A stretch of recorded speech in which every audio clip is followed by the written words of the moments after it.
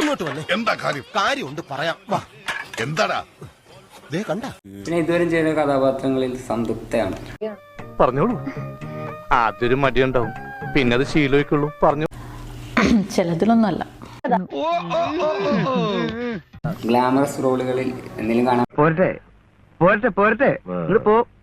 അല്ലെങ്കിൽ വന്നിട്ട് എടുക്കാത്തയാണോ? അല്ല, ഇതുവരെ എനിക്ക് തോന്നുന്നു ഞാൻ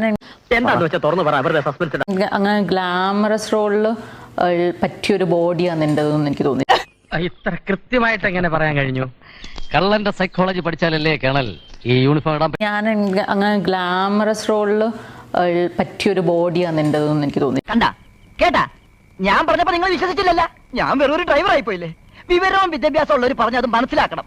മനസ്സിലായി? പിന്നെ അച്ഛന്റെ ബെല്ലൈക്കൺ അമർത്തണം, സബ്സ്ക്രൈബ് ചെയ്യണം, ലൈക്ക് ചെയ്യണം, കമന്റ് ചെയ്യണം.